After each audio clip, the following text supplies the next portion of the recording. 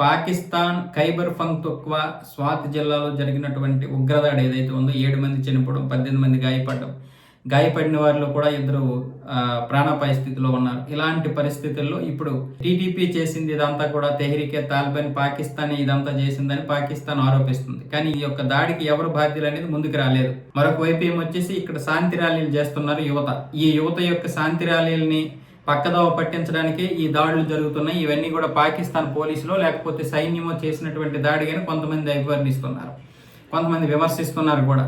అటువైపు ఏమొచ్చేసి పీఓకేలో ఉద్రిక్తత పరిస్థితుల్ని డైవర్ట్ చేయడానికే ఈ యొక్క దాడులు.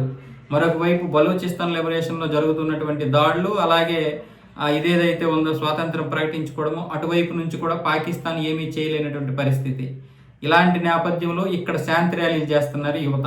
వీళ్ళను కూడా తప్పుదోవ పట్టించాలి, డైవర్ట్ చేయాలి, పీఓకేని కూడా డైవర్ట్ చేయాలంటే ఈ ఉగ్రదాడి చేయాలనుకున్నారో ఏమో తెలియదు. కానీ మొత్తానికి అక్కడ 7 మంది చనిపోయారు, 18 మంది గాయపడ్డారు. అలాగే ట్యాంక్ అని మరొక జిల్లాలో కూడా ఉగ్రదాడి అయితే జరిగింది.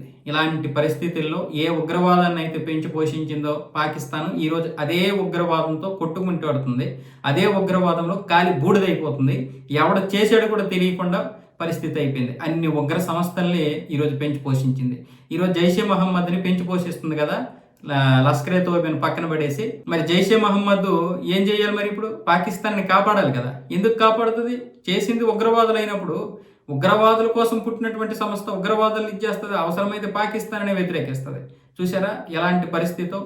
మనం ఒక విషపూరితమైనటువంటి పామును పెంచుకుంటే అది మనకేమైనా ముద్దు పెడుతుందా? మనకైనా కాటే వేస్తుంది ఏదో ఒకరోజు.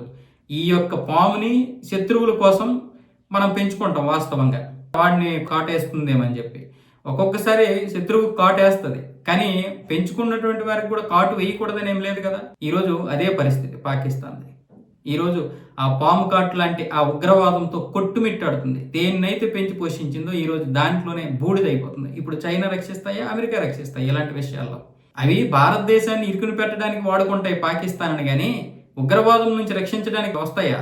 అదే నువ్వు ఒకవేళ మంచిని పెంచావనుకో, భారతదేశంతో మనం మంచిగా ఉందాము, భారతదేశం పరిస్థితి ఎలా ఉన్నా మనకు అనవసరము, భారతదేశంతో స్నేహంగా ఉందామనంటే ఈరోజు నీకు అవే స్నేహం మొక్కలే పెరుగుతాయి, అవి మానులు అవుతాయి, అవి నీకు మంచి ఫలాలు ఇస్తాయి. కానీ నువ్వు ఆ రోజు ఏం చేసావు? విష మొక్కలు వేసావు, విష సర్పాలను పెంచావు.